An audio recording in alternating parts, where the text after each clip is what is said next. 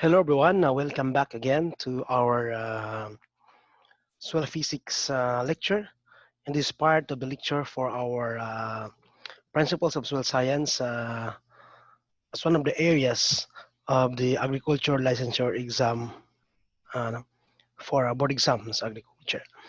All right, so today we'll be continuing our discussion on soil physics, and particularly we are going to discuss today on the one of the behavior of the soils known as soils properties known as soil consistency. Okay, I would like to advise you to please uh, listen to our previous topic, which is the soil physics 3, and those are about soil structure. Okay, last time we discussed about the soil structures and how the soil structures would affect different soil physical properties such as aeration, such as air, water movements, and bulk density, which eventually would affect the plant growth and production. So yeah, that is highly recommended that you have to review our previous discussion, because those previous discussions will help us understand fully in the succeeding discussion. Okay, so sit back and relax, because for any moment we have to start now. Okay, the background. First, I want to introduce you the background of this slide. The background is one of the principles in soil consistency. Soil consistency will be described based on these different descriptions: harsh consistency, friable consistency, plastic consistency, and sticky consistency, and viscous consistency, with in the order of increasing amount of water. So if you look at this arrow, the light green arrow, so meaning to say the water downward, increasing amount of water, and on the other side, so the same. Now we have the moisture content in here, this one. So when the soil has no water, then it is a solid state. No, with a small amount of water, that is semi-solid state. If we have to add water in the soil, then the soil may be turned into plastic, particularly if it's clay. Then if we add more water to the soils with more amount or more volume or more weight of water compared to the weight of soil, then the soil will behave just like a liquid when it is dissolved or suspended in more volume of liquid compared to the weight or volume of soil. The sort of overview of the background. So we have to discuss the highlight of this inside this discussion. All right, to start with, let me share my screen. All right, where is it? Soil consistency. I think this one. All right, so there you have it. Okay, soil consistency as one of the physical properties of the soils, apart from texture, structure, soil color, the one we have discussed in previous lectures. So today we have to discuss now with the soil consistency. So what is a soil consistency? Consistency is one of the important physical properties of the soils. So soil consistency is the manifestation of physical forces. So physical forces of cohesion and adhesion acting within the soil at various moisture content. Or it could be defined in another way, such as, for example, uh, the integrity of the soils when subjected to different moisture content, and or the manifestation of physical forces, meaning to say there is a force of cohesion. Cohesion is the attraction between the same molecules. For example, when water attract to water molecules, that is cohesion. Or when you say when soils attract to another soil particle, that is cohesion. So the bonds that hold between the particles is cohesion. On the other side, we have the adhesion force. is the force between two different molecules. For example, water attract to the soil particle. Water and soil is different particles, different molecule. Then the forces between them is considered as adhesion. And whether the force is adhesion or cohesion, there is a degree of bonding by which it requires force so that those bonding will be break and will be loosened. No? Uh, Again, it could be a sweet consistency could be interpreted as the integrity of the soils with cohesion and adhesion forces when subject to different moisture stress. Because there are some soils, kung imong butangan og tubig, dali ra mabungkag, no? Or kung wala siya tubig, gahi ba siya or humok ba siya? So, primero kung gahi siya, butangan nimo og tubig nga gamay, di pa kayo siya mahumok. Pero butangan nimo og tubig nga daghan, muhumok hantud nabungkag ang tubig. Now, we're talking about the integrity or the kagahion or kahumukon sa yuta kung ato siyang dungagan og tubig sa lain-laing amount sa tubig. That is the soil consistency. Okay?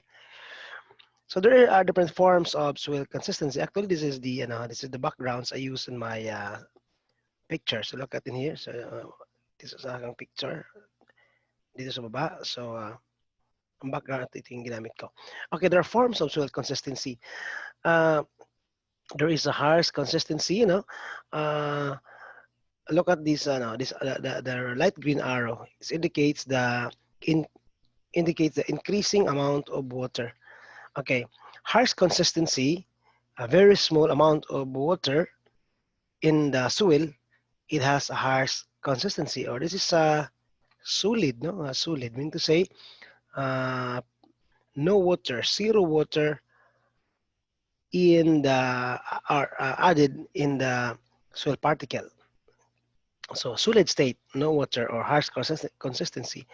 And friable is also belong to solid state, but friable consistency, there is a little amount of water in the soil, but the amount of water is less than the amount of soil.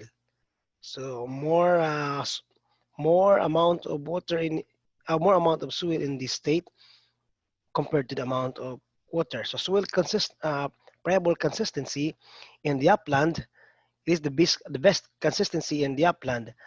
Okay, so when you talk about what is the best consistency for upland farming, for performing in cultivation or activity in the farm, so friable consistency is considered to be the best consistency in the upland. So friable consistency. Now, again, when the same amount of soil added with more and more amount of water, so shall we say, okay, so the amount of water are maybe a little bit higher than the amount of soil, then the soils would tend to exhibit a plastic consistency. So that is like elastic, no? Pag lagi natin tubig, medyo maraming tubig, kaya nga mainat-inat na siya, mamold na natin ang soils, no? Mainat, mamold na nato. That is now on the plastic consistency. All right, in this the same level. Okay. Now sticky consistency, uh, when added more and more amount of water, so becomes sticky now. No? Then if we have to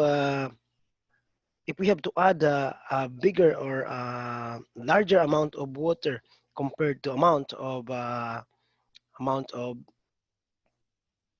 soil, then we have now the suspension, or we have now the viscous consistency. The soil now will flow just like a behavior of a liquid. So this is now the viscous consistency. There are relatively more amount of water compared to the amount of water of soil in the suspension again. In this viscous consistency, there is a large disparity between the amount of water. There's a greater amount of water compared to the amount of soil in a suspension. In which case, the soil now will flow like liquid. So that's not the viscous consistency. Now in the upland, the good consistency is friable consistency, but in the lowland, in paddy areas, in rice areas, no, sa mga basakan, so we tend to prefer the viscous consistency because rice and the paddy requires the viscous consistency. Now, this is more than this 100% of water and more liquid compared to the soil. Now, on this, take note on this particular figure. Okay, the amount of water to be added at the semi-solid state, so that the soil would change to a plastic state, is known as the plastic limit. Again, the amount of water to be added from a semi-solid state so that it become a plastic limit, that amount of water is known as the plastic limit. So take note for that.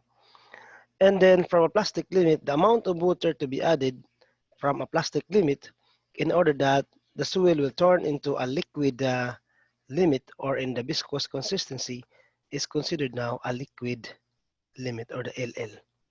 So I hope it is clearer to us now. Okay, so the definition of plasticity index is defined as the difference between liquid limit and plastic limit. That is the plasticity index. So difference between the liquid limit and plastic limit is the plasticity index. So going back to our discussion, so the difference between the liquid limit and plastic limit, the difference between the liquid limit, this is it, and the plastic limit, and that amount of water is known as the liquid limit. So yan yan. Okay? So the plasticity index. So the plasticity index or the liquid limit. Okay. And it is generally taken as indications of soil's clearness or potential to plasticity. So again, the plasticity index is an indication of the soil's clearness or potential plasticity. So we have in this table the different plasticity index. No?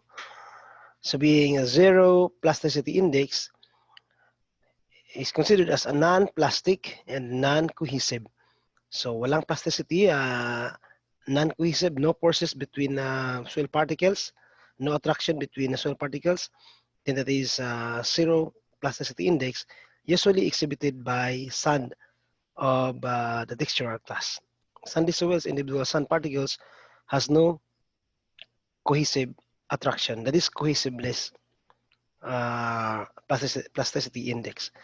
Another plasticity index is 1 and up to 6 or 1 to 6 are considered as low plasticity, and this is considered as one of the behavior of the textural classes such as silt. Okay, there are some small attraction between particles, partly cohesive. The another plasticity index is 7 to 17. That is the medium plasticity index. This is usually exhibited by the silty clay and clay loam texture soils. So there's a cohesive between 7 and 17 plasticity index.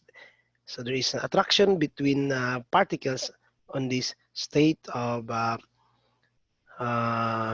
consistency. So there is another value of plasticity index, which is more than 17. It's highly plastic. This is exhibited by the clay textural class. So the particles between clay are very cohesive. Meaning to say the one particle of clay and another particle of clay, they have attractions between them, and that process of attraction is very high in clay. So clay usually would exhibit a high plasticity index. They are sticky and plastic. So there you have it. Okay, what is the importance now of soil consistency? So soil consistency coupled with textures tells us both type and amount of clay present in the soil. Now, if the soil consistency index or the plasticity index is high, then it would tell us that it is clayey and there is a large amount of that clay and small amounts of sand. So ganun po ang meaning ng soil consistency. It also knowledge and of consistency gives us again importance and the use of soil consistency is the knowledge on the properties exhibited by various types of clay and the amounts of the clay in the soil, which serves as sound basis for making management decision. If you know that the soil has the plasticity index of high, then so alam natin kung ano yung mga farm operation sa mga clayey soils o kailan tayo mag-perform ng ating mga farming activities when it is clayey, when it is sandy. And of course, because plasticity index is associated with textures, alam natin na kung clayey, so maraming i-apply ng mga abono dyan, maraming i-apply ng mga limestone dyan, and maraming i-apply ng mga chemicals dyan sa mga clayey soils with high plasticity index. So ganun po, that is all about soil consistency. So again, soil consistency is the integrity or the behavior of the soils when subjected to different moisture. If it is subjected to different moisture, it changes their their cohesive or adhesive forces between the particles. Some soils, when it is dry, the forces of attraction between them is strong, and other soils, when subjected to different moisture, and others may break, and others may just turn into a brittle characteristics of the soils. So this is the soil consistency and describes in different terms such as the harsh consistency, friable consistency, plastic consistency, sticky, and viscous. Friable is good in the upland, viscous is good in the lowland. And the amount of water which turn the soils from semi-solid to plastic limit is known as plastic limit. And the amount of waters which turn the plastic limit into the liquid limit is the liquid limit. So that is all about soil consistency. And I hope you've gained some understanding today. And I want you to please continue to listen our succeeding our next discussion in soil physics. So, next time around, we'll be discussing about the soil densities and particle densities and what is the importance of this density in terms of understanding the behavior and natures of the soils when it comes to densities. So for example, if this soils has a high density, what does it means in terms of crop production? If the soils has a low density, what does it means in terms of crop production? So that is all for today. Please don't fail to listen our succeeding discussions for this lecture. Thank you so much.